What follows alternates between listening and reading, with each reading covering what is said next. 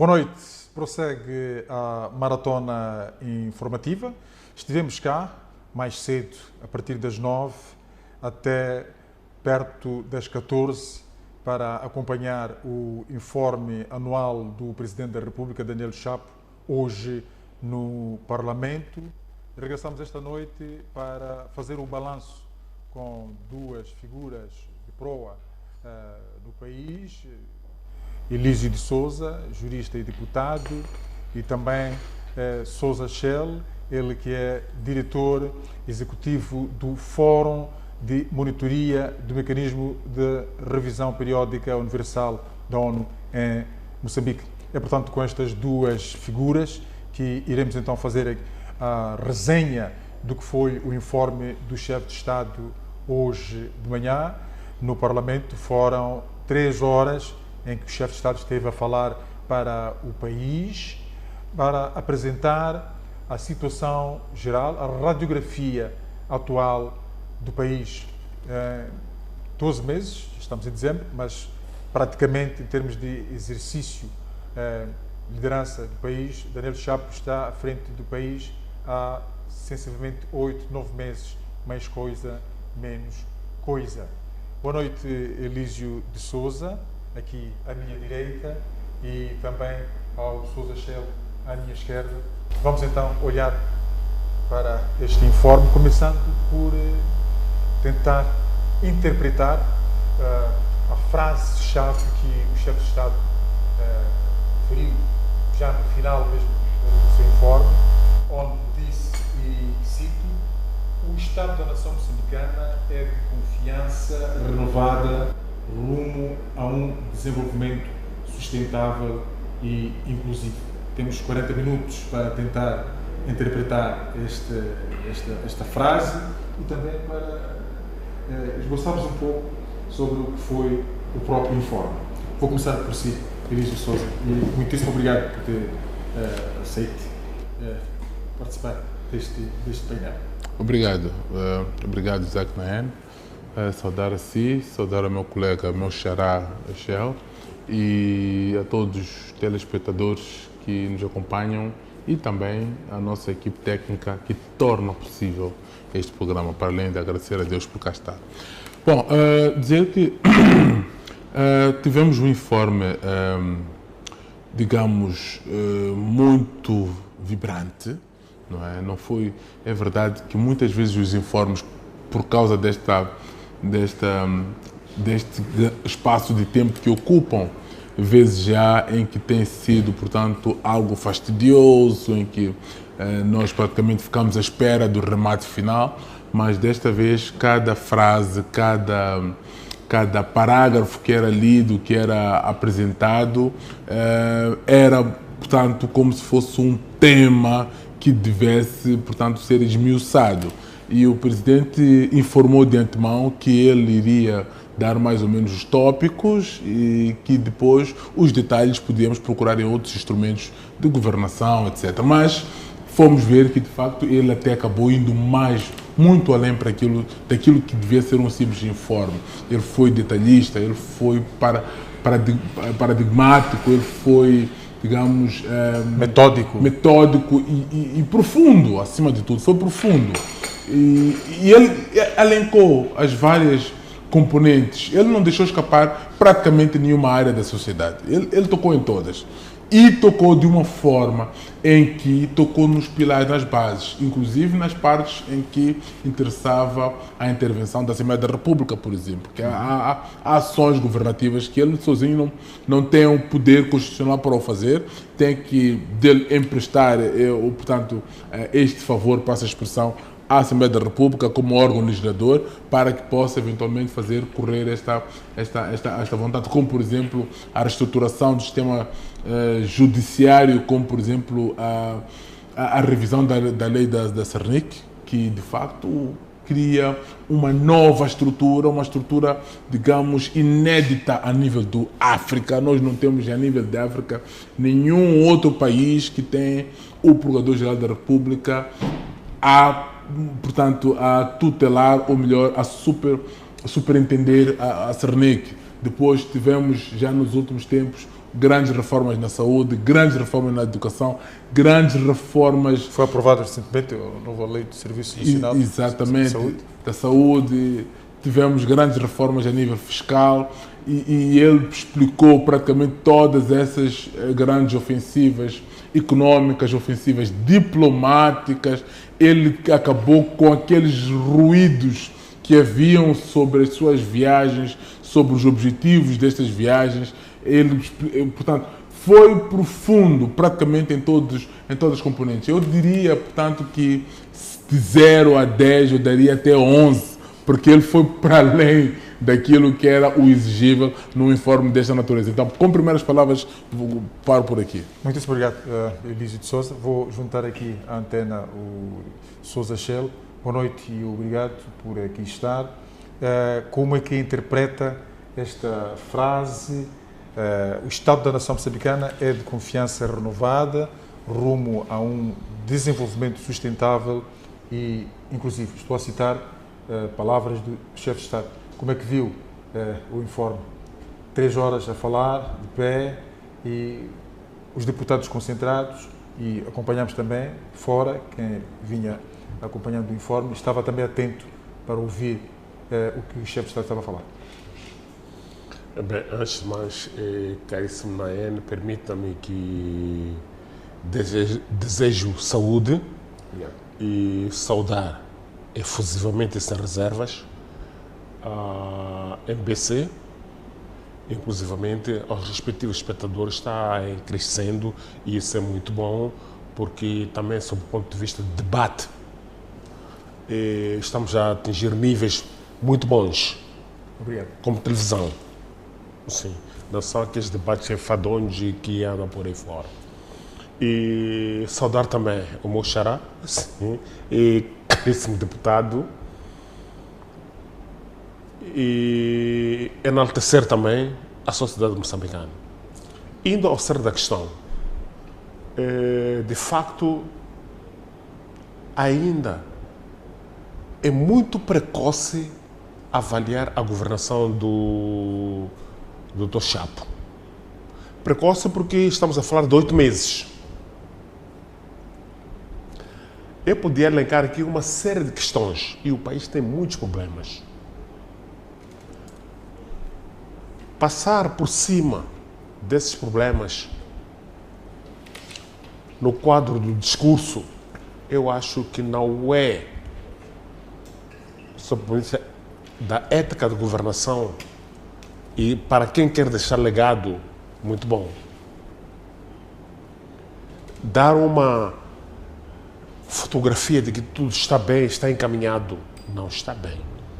Quando os funcionários públicos não recebem seus salários tempestivamente, isto é um problema. Quando os negócios não estão a fluir, isto é um problema. Quando temos a situação do extremismo violento em Cabo Delgado e com algumas ramificações para Nampula, é um problema. Quando temos situações de captação de receitas distorcidas por causa da corrupção das autoridades tributárias, é um problema. Agora, eu não condeno as viagens do chefe de Estado, muito pelo contrário. Tem que ir ao terreiro, ir buscar dinheiro. Porque se ele não for, não haverá dinheiro nesse país. Porque ele tem que entrar na praça financeira internacional. Dinheiro e investimentos, não é? Exatamente, é isso que quis dizer. E é preciso recordar uma coisa. Nós tivemos as últimas eleições muito problemáticas. E o chefe de Estado precisa de se impor. E tem de fazer isso. Não vai virar o presidente do Estado como Zelensky. Esta é uma verdadeira paranoia. O chefe de Estado tem que avançar. Eu, efetivamente, tenho que dizer o seguinte. Devia ter sido... Não, o problema não são 3 horas de tempo. O problema, o chefe de Estado devia ser direto. Estamos a atravessar uma crise assumir isso. Mas vamos nos unir para alcançarmos isto. Em poucas palavras, porque depois a sociedade vai dizer que é mais de um paleio. E já estamos habituados a isso. Provavelmente alguém me diga assim, porque em 8 meses não é possível o Chapo mudar o status quo deste país. Na sua ótica, não devia ter ido ao Parlamento? É mandatório, é constitucional. Não, devia ter ido. Mas precisava de um discurso mais direto. Na sua ótica, o informe não foi direto? Não foi direto? Eu acho que tentou escapizar a situação do país, mas devia ser mais direto no sentido de, como é que eu diria, pôr a mão à palmatória, no sentido de que estamos mal, mas vamos nos abraçar e vamos à frente. Isto faltou. Aliás, tem faltado sempre. Não é primeiro? Porque eu avaliar a governação do Chapo em 8, 7 meses. Depois tivemos as manifestações violentas em que isso não foi tocado, tivemos o problema das mortes na BO e isso não, a questão dos direitos humanos não foi muito... Aliás, o país vai ser avaliado este ano, não, próximo ano. Em maio. Isto o chefe de Estado não avaliou. Como? E estamos mal. Mas vamos avançar então. Portanto, foram os introitos aqui, tanto do Elísio como do Sousa Shell, para contextualizarmos, não é? Queria, agora por partes, já avançou aqui a questão dos direitos humanos, não foi escalpelizada. A questão, quando falamos de Cabo Delgado, a questão dos direitos humanos entra na equação também. Nós temos, por exemplo, o caso dos fugitivos da BO, não sei se chamaríamos assim, as detenções arbitrárias, vós sois causídicos, juristas, e compulsam um pouco sobre isto. Na sua ótica também, o discurso, o informe terá ficado vazio nesta componente dos direitos humanos, sim, ou nem por isso? Exato. Obrigado. Obrigado pela pergunta. Estava com receio que fizesse uma pergunta distante desta, porque me apetecia perguntar se de facto assistimos o mesmo informe. Porque, por aquilo que estou a ouvir do Xará, parece que tivemos informes diferentes. É preciso lembrar que ele é um ativista dos direitos humanos. Sim. Esta é uma área que, se calhar, esperasse ouvir mais do que ouviu nessa perspectiva. Sim. Não estou a negar que o Presidente foi humilde quando disse que cada um terá seu ponto de vista em relação ao Estado da Nação, não é? Isto foi claro. Mas eu estava a referir-me naquilo que é a questão do Cabo Delgado, a questão ligada aos projetos, portanto, para a juventude, várias questões, portanto, que me parece que foram levantadas pelo chefe de Estado, mas provavelmente, talvez, não sei, porque é preciso perceber o seguinte, que, e muito bem realçou o colega Sousa, que foram 8 meses, é muito pouco tempo, 8 meses, para mudar o mundo, não é? Para mudar o status quo de uma forma para outra. Nós temos o problema por exemplo, até que foi falado dos nhonguistas, não é, daqui para ali, que estão a ser combatidos. Esses cartéis não desaparecem daqui para aqui, não é como um ladrão de galinhas. Houve, portanto, uma grande ofensiva à questão da LM, aos problemas da LM. Foram eles, portanto, vistos. E não há aspecto da LM que não foi detalhado. E nós estamos a ver agora a LM, embora haja um e outro problema, que é preciso entender que nada é perfeito neste mundo, inclusive nas grandes democracias. Eu até convidaria, portanto, o meu colega de Sousa a dar exemplo de uma grande democracia que eventualmente não tenha problemas. Não há, até os Estados Unidos estão com seus problemas, o Brasil tem os seus problemas, que são países, portanto, que nós olhamos como exemplo. Mas é preciso termos a humildade de reconhecer o esforço do nosso presidente, independentemente daquela que seja a nossa equipe. Eu até comentava um pouco em off com o Nani, portanto com o Isaac, em relação a esta questão de sabermos como é que as coisas, portanto, em tão pouco tempo podiam ser transformadas, não é? Então, o que eu quero chamar a atenção é que nós não podemos exigir perfeição quando sabemos que estamos num mundo que não é perfeito. Nós temos que olhar para aquilo que é possível fazer com a capacidade que nós temos. Nós sabemos que o presidente Chapo encontrou um país em ruínas. Um país degradado, encontrou ruínas. Ele transformou as ruínas em coisas. E ele está a trabalhar para isso. Claro que dizer só que pronto, porque nós estamos ligados, concentrados nos direitos humanos, isto nos legitima portanto, a tirar a legitimidade, portanto, do presidente não é suficiente. É preciso, e o presidente reconheceu também que ele não está, portanto, ainda na perfeição.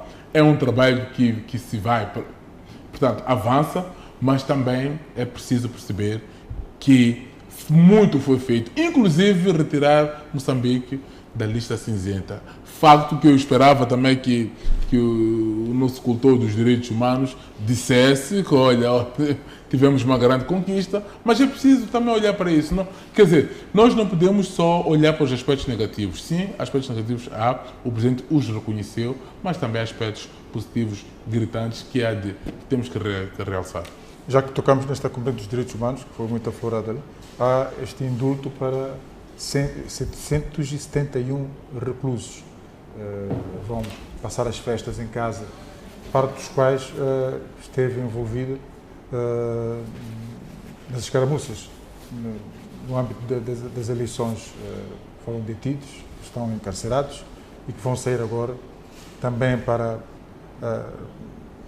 melhor se conduzir este processo de diálogo nacional inclusivo. Portanto, uma boa parte destes reclusos faz parte também do grupo dos que estiveram envolvidos nas manifestações. Todos nós sabemos como elas terminaram. Isto não vos agrada como gente ligada a esta componente de preservação dos direitos humanos? Não entra na equação. Sabes, ilustre, é preciso perceber de que a questão do indulto é constitucional. Sim. Porque, sim, anualmente os presidentes têm que, principalmente aqui em Moçambique, estamos habituados a isso. Ele ressalva o facto de parte destes terem sido alguns que estiveram no isso não pode ser avaliado como um ganho. Não, porque é mandatório. Um ganho, se calhar, para a componente de equilíbrio que a sociedade procura. O sistema prisional está em crise há muito tempo. Isso não é...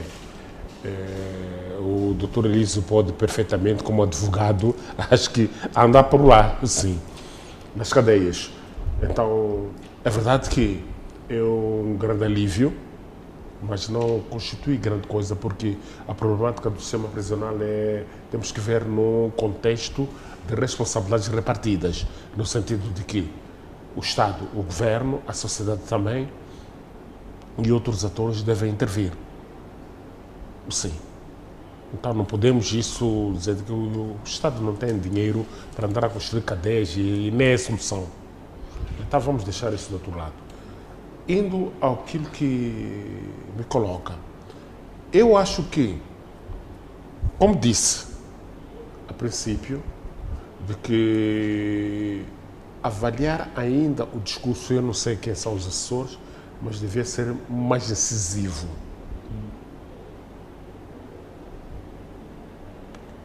Porque relatar os problemas deste país, como disse o colega, que o presidente apanhou o país completamente em ruínas. Quem arruinou o país?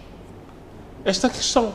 Então, se alguém arruinou o país, essa pessoa ou essas entidades têm que ser buscadas a terreiro. Irresponsabilizadas. This is the question. Porque, de outra forma, isso vira um paleio. Eu, pessoalmente, acho que o presidente devia ter sido incisivo, que temos estes encontraram o país assim, a situação atual é esta, mas estamos a remar para aquilo. Porque, por exemplo, agora existe um debate público das supostas ou alegadas viagens do Presidente da República. Que ele tratou de clarificar lá. E eu, pessoalmente, acho que ele tem que fazer isso. Não estou contra isso. Mas, quando não clarificas, numa sociedade em crise como a nossa, das às especulações.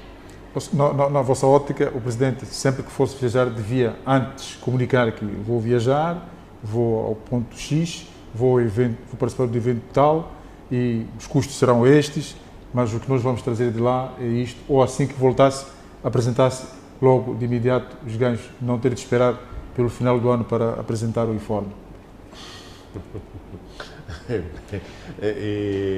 Naine está chamando por uma situação, mas ok, eu vou responder. Eu acho que na situação em que o país está, é importante que haja comunicação. Os governados devem receber dos governantes o feedback, porque este país não está bom. Hoje estamos em 17 ou 18, né? 18. Alguns funcionários públicos não receberam. E estavam à espera do informe de Sua Excelência Presidente da República para clarificar o que é que está a acontecer. Temos problemas muito sérios de captação de receitas. Temos problemas, a Mozart está na situação que todo mundo sabe, a BTA, que é a British American Tobacco também, do ponto de vista operacional, a baseará em TET, uma grande, sim, também está a ir embora. A Suécia também já está a ir embora. A Suécia é nosso parceiro. Antes da independência, apoiou Moçambique até na luta armada. É preciso que as pessoas percebam. Muitos programas de educação, saúde, eram suportados pela Suécia. Incluindo as ONGs ligadas ao gênero. As que combatem o gênero, igualdade de gênero. Está a perceber? Estão a ir embora. Para não juntar a esta pouca vergonha do Trump. Com o azeite. O que é que será de Moçambique? O chefe do Estado falou-se disso. Disse que está-se em negociações com a Mozal, mas não está-se a dizer o cerne da questão. Todos sabemos a questão energética. A Mozal quer um preço, o Estado moçambicano diz que tem de ser num outro preço. HCB, depois tem o impasse também com a ESCOM, sul-africana. Então, há muita coisa aqui. E seguramente que vão outros grandes investimentos, ganhos que Moçambique já tinha tido, que vão, e o Presidente tem que responder a essas questões. É verdade que 8 meses, 8, 7 meses, não é um tempo suficiente para ele mostrar aquilo que vale. Eu irei, efetivamente, avaliar e com propriedade no segundo ano. No próximo ano. Sim. Já sim, começaremos a sim. Agora é prematuro estarmos aqui a conversa da barraca. Mas não é este o caso. O Presidente não teria ido lá. Não, é mandatório constitucional, mas do ponto de vista científico, não mudas de um país em 8 meses. Sim, esse é um facto. Mas o doutor disse aqui que apanhou o país escangalhado. Agora, como pôr os cacos?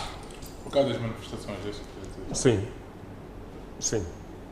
A questão que ele levanta tem que ver com as viagens. Foi apresentada lá, justificado. Foram muitas viagens questionáveis. Até dizia-se, comentava-se em vários quadrantes, que o Presidente fica muito pouco tempo no país, mas não estava, de facto, a passear. É passeio. Pois é. Nós temos que avaliar a competência do médico pela melhora do paciente e não pela quantidade de medicamentos que são administrados. É preciso ter esta noção. Queria só esclarecer também que esta questão do país escangalhado que eu mencionei é em virtude das manifestações ilegais, violentas e inconstitucionais, acima de tudo. de facto, teve que se levar muito tempo para recuperar o tecido econômico e social. Agora, eu não posso, digamos, sem estar a querer contrariar o meu colega, meu xará Shell, achar que seja algo mau ele não querer avaliar, não ter a potência de avaliar nos 8 meses, é entendível, mas para quem de facto está atento a uma sociedade,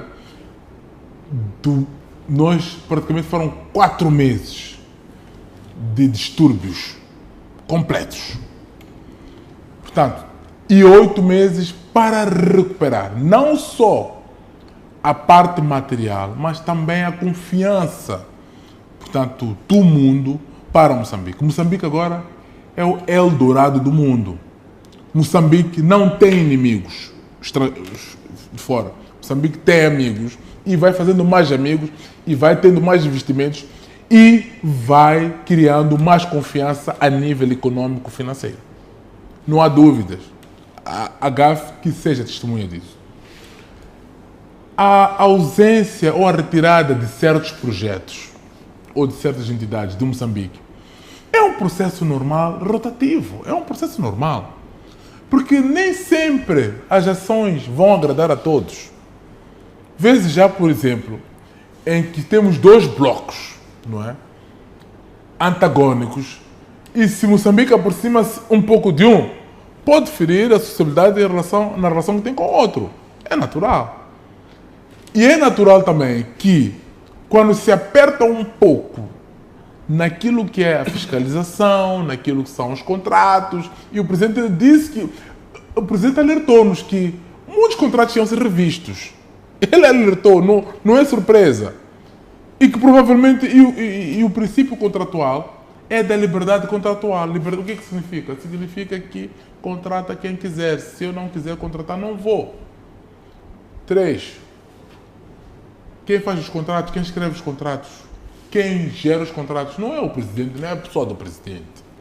São instituições, são órgãos que estão lá, são pessoas e às vezes são privados entre si. Por exemplo, quando vamos ver muitas das concessões, são concessões que são colocadas a privados, a investidores privados. Então, e estas questões regem-se pelo direito privado. Não é uma questão de soberania do Estado. O Estado impor, olha, Suécia, não sai daqui, fica aqui, você é nosso parceiro. Não. Há situações que de facto têm que ser relevadas e temos que entender que vamos perder. Em algum momento vamos perder algumas coisas para ganhar outras. Agora, o que nós temos que fazer para avaliar a competência do Presidente Chapo e do seu governo é: estamos a ganhar mais ou a perder mais? Esta que que tem que ser o nosso jogo. É como um jogo de cartas, é como um jogo qualquer. Há ganhos, há perdas e ganhos, mas nós temos que ver no final. É por isso que temos este momento soberano, que o Presidente veio nos dizer como é que estamos. Estamos empatados, estamos a perder ou estamos a ganhar. E eu acredito que o meu colega Shell tem a certeza que Moçambique está a ganhar, só que não é suficiente para ele, na sua perspectiva. Está 2-1. Está 2, se não 4-1. Se não 4-1. Não, estamos a ganhar. Mas falta mais. Nós também não queremos ganhar na tangente.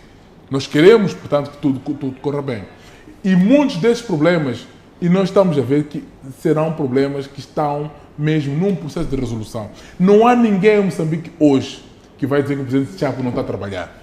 Não há ninguém, tenho a certeza. Agora, pode não ser o suficiente, mas estamos de parabéns só por isso. Então eu penso que temos que dar a mão à palmatória e reconhecer a competência do Presidente Chapo e do seu governo. Não há ninguém neste país que vai reconhecer que o Presidente da República não está a trabalhar. O lema do chefe de Estado é: vamos trabalhar. Mão na massa, vamos todos, com a enxada, com a pá, com a caneta, seja com o que for, trabalhar. Vamos trabalhar primeiro, arrebenta com os nhunguistas. Queremos ver isso. Sim. Os nhunguistas é que não nos deixam trabalhar. E pagar os salários da função pública em tempo útil, ou tempestivamente. Mas, como disse, eu reitero, apesar do Dr. Elísio concordar comigo que... Não, a unanimidade é burra. Não há que haver unanimidade é força. É prematuro eu avaliar o Dr. Chapo em 8 meses. Porque, na verdade, ele encontrou o país como o país está. Sim.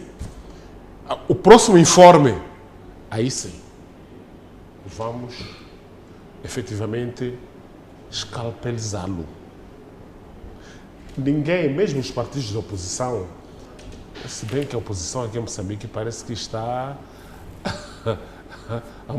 numa situação ao Deus dará. Porque a Renamo, que era suposta, bem, o Forquilha não vai falar dele porque já não existe. Depois desse mandato já era. Sim. Mas não estão lá, sim. Fora o MDM, que na verdade é o Bismarck, mas ninguém.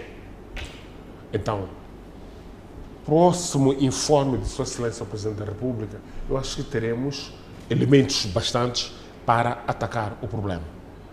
Agora, na verdade... Entre promessas eleitorais e execução... O grande problema, o desafio deste informe é que Sua Excelência o Presidente da República não fez aquilo que em inglês diz too much.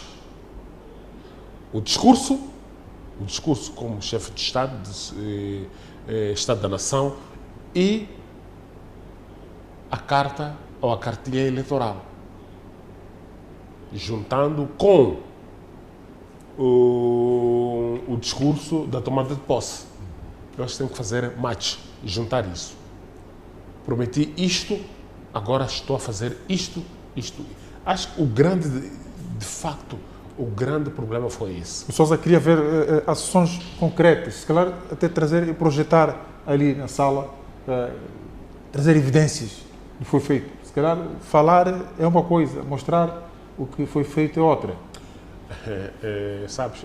Vamos ter que mudar o paradigma daquilo que é o informe. 8 meses ele não vai mostrar absolutamente nada. Mesmo uma instituição, tu não mostras nada. Agora, avançar com projeções programáticas, faremos isto, a nossa intenção é esta. Eu acho que esse informe devia avançar nessa perspectiva. Não de que em 8 meses eu fiz isto e aquilo. Não, ainda não fez nada. Foi dito aqui, não fui eu.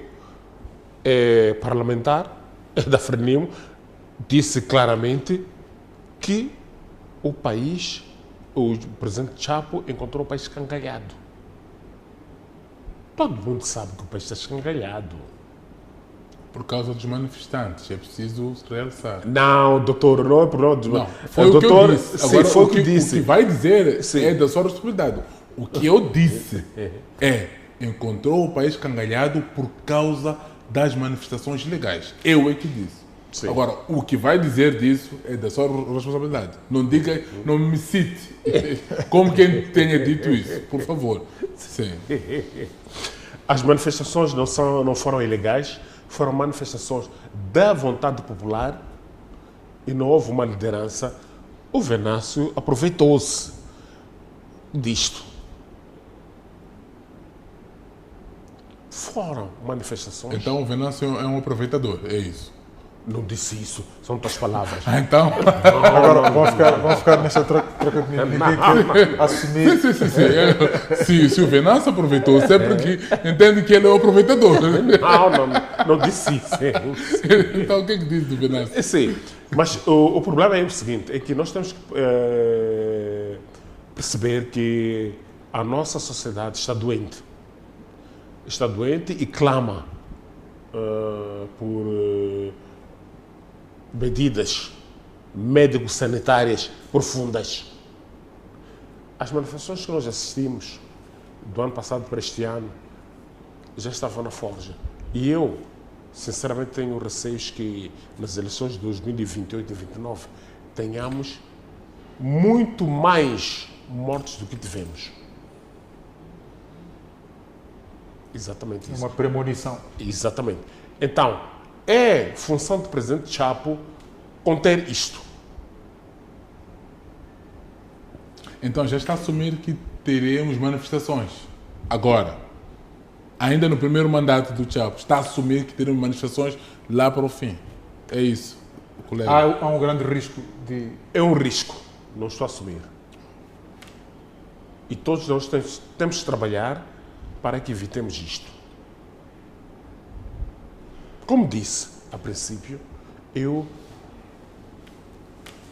me é difícil avaliar a governação do presidente Chapo em 8 meses. É muito difícil. 8 meses tu não fazes nada, nem a tua casa, 8 meses tu não fazes nada. Depende da casa que queres construir. Sim, mas e do dinheiro que tiveres. Isso aí, para fazer. Do GAF, em 8 meses, coisa que não se conseguiu em muito mais tempo, também não era previsto, não era previsível. Mas olha que saiu-se. Saiu-se como? Não saiu da lista cinzenta? Não, o doutor recebe como parlamentar lá tempestivamente. Mas estamos os funcionários públicos. Mas está a falar de mim? Sou eu que está na equação? Ou estamos a falar do país? Estamos a falar do país. Então, por favor. Não, o país... Eu não estou a falar de si. Sim, o país, Sim. Está com problemas muito sérios. Problemas muito sérios. Há professores que ainda não receberam hoje. E o presidente reconheceu isso. Sim. É por isso que estou a dizer que parece que resolver isso. Fica a parecer que vimos discursos, vimos informes diferentes. Não, doutor, não. É verdade, parece que foram informes diferentes. Porque o seu informe, a sua avaliação, às vezes parece que foge um pouco aquilo que nós assistimos. São vários ângulos de abordagem, cada um, mesmo um texto narrativo, leitura e interpretação do texto, cada um faz...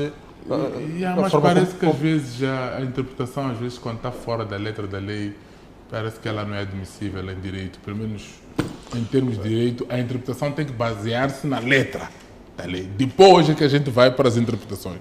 Mas pronto, Mas doutor, acha que eu tenho que dizer que o presidente Chapo fez um grande discurso, que o país... Não, talvez não seja bom para aquilo que seja o seu trabalho. Talvez o seu trabalho não ficará completo se elogiar o governo.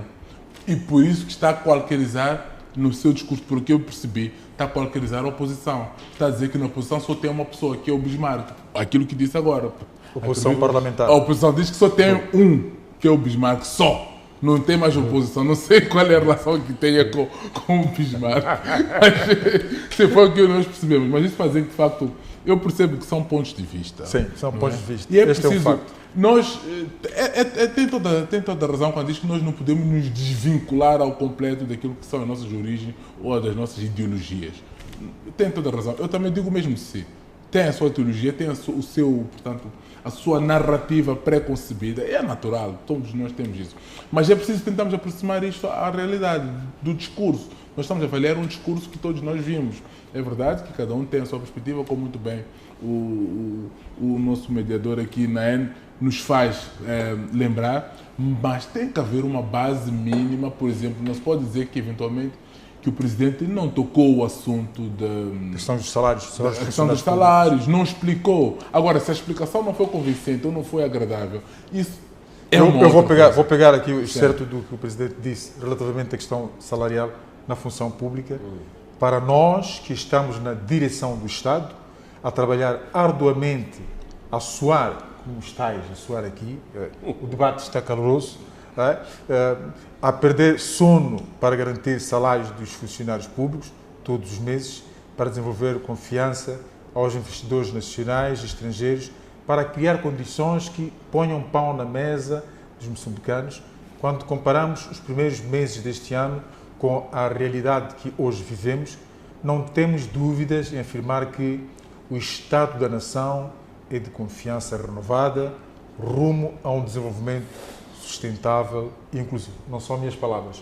Estou a citar, e certo, o discurso é público, áudio, visual e também escrito. Fomos lá buscar e é isto que ele traz.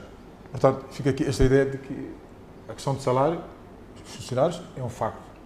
Há atrasos, pelo que percebi, não sou funcionário público, mas percebo isso no dia a dia. Tenho familiares a queixarem-se efetivamente desta questão do salário que não chega no tempo que esperavam que pudesse chegar.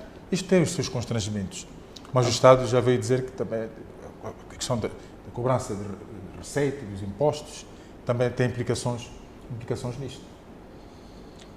Sim, eu penso, eu particularmente estou convicto que o primeiro caminho para a solução de um problema é reconhecer o próprio problema. Muitas vezes nós não conseguimos avançar quando não reconhecemos aquilo que nos trava.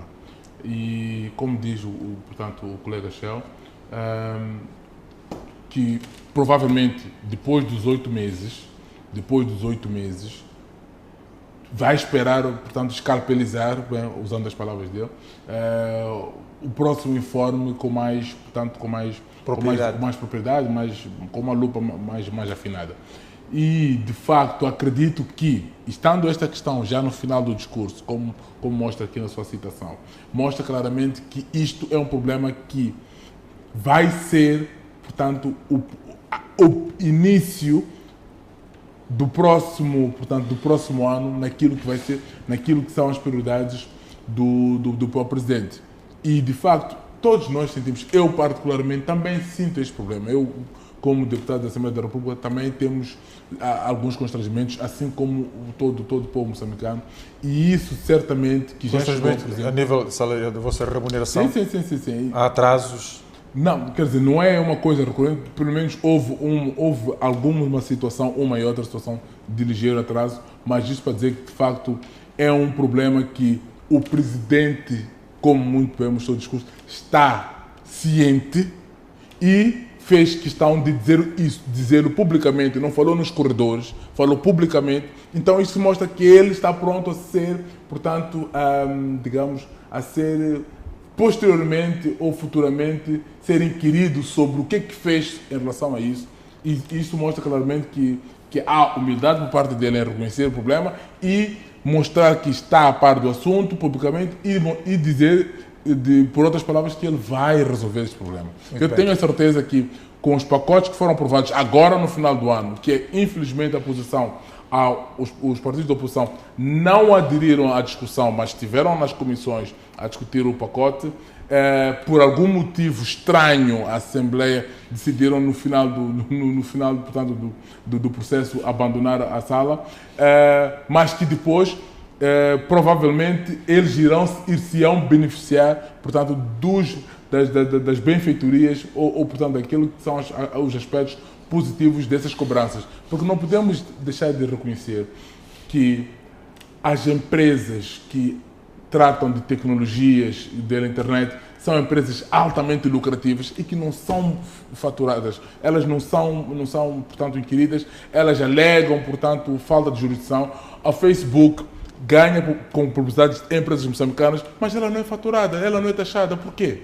Então é preciso ir atrás dessas grandes empresas, Facebooks, Instagrams, TikToks, etc., que fazem milhões de seguidores, milhões de coisas, mas há muita gente que tem, portanto, tem lá contas pagas, etc. Mas o Estado moçambicano apanha zero de impostos. Eu tenho a certeza que, faturando essas empresas todas, com este novo pacote, portanto, fiscal, Moçambique irá ter dinheiro para pagar salários até adiantados por um ano, acredito eu. Se um parlamentar diz isto, não temos como duvidar disto. Está aí, representante do povo, falando para o povo. Sim, mas é o que não explicaram ao povo. Está a falar aqui publicamente, mas essa é a justificação que deviam ter dado ao povo. Não põem as pessoas em suspenso, os operadores de empresas e por aí fora. Isso não foi dito. Não foi dito. Mas ok. A questão da comunicação.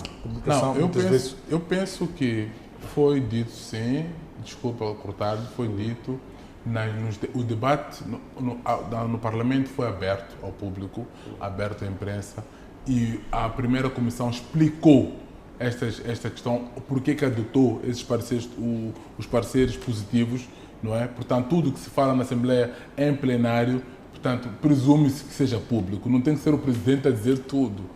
Porque os pacotes foram aprovados pela Assembleia da República. E a Assembleia da República explicou a oposição. Porque quem não quis ouvir a explicação foi a oposição, que saiu. E saiu para dar uma entrevista para falar daquilo que não quis ouvir no Parlamento. São essas questões que é preciso também analisar. É isso. Muito bem, estamos a caminhar para o final. Mas há aqui, definitivamente, o que será o desempenho do governo do país no próximo ano também dependerá do desempenho do Executivo. quem lidera as instituições públicas, os ministérios, são os ministros que assinaram estes contratos de programa com o Presidente da República esta semana. Como é que lê isto? O Presidente também falou disto, é um dos mecanismos que pretende imprimir para dinamizar ainda mais o funcionamento da sua máquina e, por extensão, do Estado no seu todo. Bem, eu acho que no campo das intenções, há muitas intenções boas. Esta de contratos de programas, não é, no meu entender, não é viável, porque estaríamos a voltar para a abordagem de Vicente Fox, que foi presidente do México. Até porque deu-se muito bem. Ele produzia termos de referência, essas coisas todas, e os ministros concordavam e assinava-se o contrato. E já vai tarde. Já deviam ter assinado logo no início do mandato. No início do mandato, dentro do partido, né? Sim. E assinar-se esse tipo de coisas, não publicamente. Por quê? Porque os cargos de ministro aqui, que eu noto, são de confiança política. Então, esse exercício tem que ser feito no partido, não aqui. Isto é errado. Não aqui. Para que o partido tenha instrumentos para avaliar e aferir o tal ministro deles no que diz respeito ao desempenho. Porque nós avaliamos o presidente, porque nós elegemos o presidente. Não elegemos os ministros. Este é um exercício lá do partido. Não tem de ser feito a nível do governo? Não, isso é tirar a areia para o povo. Não tem nada a ver isso. Boa ideia, sim, mas dentro do partido. Sim, nada mais do que isso. Agora, no próximo informe, aí eu vou escapulizar, lamento bastante dizer que questões dos direitos humanos não podem ser tratadas levianamente. Porque este país tem muitos problemas e a Constituição da República não é nada mais, nada menos que a Declaração Universal dos Direitos Humanos, fora aquelas componentes depois de, como é que se chama aquilo, administrativas. Título 1, 2, até o texto preambular. Nada mais do que isso. É preciso ser incisivo. Isso desenvolvimento para quê? Desenvolvimento existe nas pessoas, não na N. Na N tem que sentir que há desenvolvimento. O doutor Elísio também tem que sentir que há desenvolvimento. Bom carro, boa casa, está a perceber? Os miúdos a estudar, não é números. Ninguém come números. As pessoas comem comida de fato. É isso que o presidente tem que dizer. Hoje, estou muito limitado para fazer uma análise profunda relativamente ao informe de Sua Excelência o Presidente da República. E já o tinha dito, mas no próximo, se Deus quiser, serei mais decisivo. Todavia, permita-me dizer que o país teve muitos problemas que o Presidente devia ter dado resposta. A tal comissão de inquérito que abriu por causa das mortes da BO e da cadeia central, onde é que está? Quais foram os resultados? Nada. Temos agora o diálogo nacional inclusivo. Está-se a debater, está-se a gastar dinheiro, essas coisas todas. Espero que não dê um nado morto. Isto. É muito pessimista? Não, porque estou habituado a este país a criar várias comissões de inquéritos que não dão em nada. Enche de muitas expectativas que depois não... Exatamente. E o mundo não está muito bom, porque nós temos que analisar os problemas de Moçambique dentro do quadro da geopolítica global. Se as coisas descambarem, estaremos na Terceira Guerra Mundial. É isso que muita gente não está a perceber. Por que o chefe de Estado não tocou a questão da guerra entre a Rússia e a Ucrânia?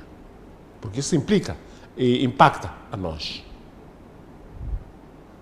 Muito do dinheiro que viria, muita gente não sabe, mas eu vou dizer, muito do dinheiro que viria para Moçambique está sendo desviado para aquilo. Eu sei, tenho conhecimento de causa. Por que não se falou da nossa posição relativamente à problemática da Palestina? As relações diplomáticas. Exatamente. Que acabou impactando negativamente também a nós. Estas coisas, quando o chefe de Estado faz informe, deve falar não só da situação política do país, preocupar mais mas com também o que... buscar a situação da geopolítica para justificar alguns fracassos. Porque muitos desses fracassos que nós temos têm relação com a geopolítica global. Este é o grande problema. Então, é preciso que, das próximas vezes, até mandem o draft para nós darmos um pequeno... sem pôr em causa os quadros da presidência. Muito obrigado, Nair. Okay. A questão dos contratos de programa, querendo comentar também, deixa aqui Obrigado. Mas queria perceber um pouco também o que é que vale a assinatura destes contratos de programa com os ministros para aquilo que poderá vir a ser o desempenho do país, do governo, do executivo, do Estado e do próprio país. Naine, não imagina o esforço que eu fiz para não interromper. A eloquência. Sim. Estava mesmo tentado a interromper, mas por uma questão mesmo de coerência e ética, portanto, tive que deixar mesmo até o meu momento. Sim, eu acho que o próprio colega Sousa Shell, Dr. Sousa Shell, ele está ciente de que entrou num paradoxo, porque ele próprio exigia o match. E este contrato de programa é o match, é aquilo que se disse na campanha e aquilo que de facto está-se a fazer. De facto, é como se fosse a confirmação daquilo que, portanto, ele defendia que devia se fazer. De facto, isto foi dito na campanha que ia se fazer e que, claro, que a campanha foi feita a nível do partido, naturalmente. E eu percebo a questão do partidário. Os contratos para o programa, sim, tem que ter reflexão a nível do partido, mas também nada obsta, doutor, que eles possam ser feitos a nível do quadro ministerial, porque o executivo não serve o partido, o executivo serve o povo. Depois tem aqui uma questão. Sim. O ministro recebe o contrato de programa, ele sequer trabalhava naquele ministério, muitas das vezes, não é um quadro daquele ministério. Sim, exato. Vai justificar, imaginemos que defendia aqui o Sousa, que podia ter sido feito antes, mais cedo, logo no início do mandato, mas o ministro não conhecia a casa. Pois, exato. A partir de agora, se calhar, já não tenha motivos para justificar o fracasso. Exatamente. O cumprimento daquilo que são as decisões. Porque mesmo o próprio Dr. Sousa Shell pode agora, eventualmente, ser nomeado para um cargo da qual não tenha umas habilidades específicas para aquela função, mas pelo seu carisma, liderança e seriedade naquilo que faz, o governo confere em si para aquele cargo, mas depois ter que levar algum tempo a conhecer a casa. Então eu penso que não é extemporâneo, não, no meu ponto de vista é de facto, é uma altura certa para anunciar esta medida e... Ou seja, a partir de janeiro estão proibidos de falhar. Estão proibidos de falhar, não é? E pena daqueles ministérios que estão sempre, portanto, na boca do povo, na vanguarda. Por exemplo, transportes é um ministério que anda muito, saúde, justiça, são ministérios que são, agricultura, são ministérios de facto que há uns, portanto, há um julgamento público muito grande desses ministérios. A educação, esquecer também da educação. Um escrutínio, portanto, há um grande escrutínio sobre esses ministérios. Entrou na equação agora também o Ministério das Finanças. Finanças, exatamente. A autoridade tributária, exato. O Tesouro. Mas repara que podemos não reconhecer, mas são bons ministros todos esses. E são ministros que trabalham. Eu felizmente, vi o Dr. Shell a criticar tudo, mais alguma coisa, mas não criticou nenhum ministro em específico, nenhuma área ministerial. Criticou assim, fez assim uma... Então isso mostra claramente que é trabalho, mas também não é ficar relaxado no sucesso. É preciso continuar a trabalhar, é preciso avançar. Mesmo quando falava da questão dos salários, em nenhum momento tocou na ministra das Finanças. Portanto, isso mostra claramente, e nós vemos, todo mundo vê a competência da ministra das Finanças, é uma competência extrema, elevadíssima, portanto, longe de qualquer coisa. É verdade que são ministérios extremamente escrutinados, mas também é preciso ter em conta que de facto há grande competência. Agora, eu penso que em relação já ao próprio contrato a programa, é preciso que ele seja fiscalizado por nós, acima de tudo. É preciso que esses contratos sejam públicos, não é? De facto, com esta publicidade, nós poderemos também participar neste processo de escrutinar, não é?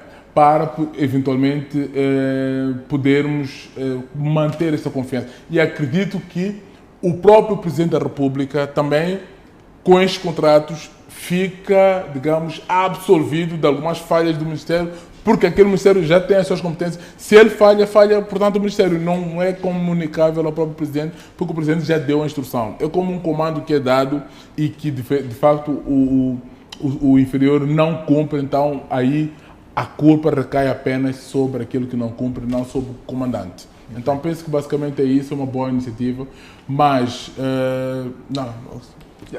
Interpelação, estamos mesmo a terminar. Queria pedir as palavras finais para, de forma resumida, pegarmos para o que foi este informe e perspectivar o que virá depois. Não, como disse na N, eu estou desprovido de elementos para avaliar objetivamente o informe de Sua Excelência ao Presidente da República, porque são poucos meses. Todavia, tenho que criticar porque não fez um match com o discurso eleitoral e a questão dos direitos humanos foi tratada de forma leviana. Okay. E nós estamos a viver problemas e processos muito graves. Todavia, é de enaltecer o empenho. Não vejo as viagens dele como problemáticas, porque aqui em Moçambique parece que viagens é um problema sério, desde as instituições pequenas. Ele tem que dar a cara para mobilizar investimento, porque este país carece disso. Investimento tem que buscar dinheiro. Sem dinheiro, o presidente Chapo não existe. Tem que fazer isso. É verdade que tem que prestar contas ao povo, no sentido de justificar porque é que viaja, o que é que vai fazer e mostrar os ganhos. É verdade que as pessoas aqui, de tanta fome, viajou, não sei o que é conseguir investimento de $2 milhões, querem ver $2 milhões na mesa. As coisas não funcionam assim. Provavelmente isso vai se refletir de 5 a 10 anos até ele fora do mandato. Eu acho que há falhas comunicacionais muito graves. E o Presidente da República, como também o pai da nação, deve falar da situação política no caso dos partidos da oposição. Estamos a ver um partido histórico a definhar. E o Presidente da República tem responsabilidade, porque a Renamo não é um partido qualquer. É um partido histórico. Não é mais responsabilidade do próprio Presidente da Renamo? A confusão lá é interna? Não, é interna, mas o Presidente tem que falar, porque o Presidente... Não querem lá? O Chapo é Presidente, sim, da Tem de intervir na Renamo, o Presidente da República. Não é intervir, mas tem que falar que a nossa democracia está doente, porque há partidos históricos que não estão... Como é que nós vamos dinamizar a democracia? Tem que falar assim. Qual é a saúde? É responsabilidade do Presidente Chapo. Devia ter incluído não isso intervir. Também. Devia ter incluído isso no informe também. Sim, não intervir no sentido de não fuçar, não é nesse sentido.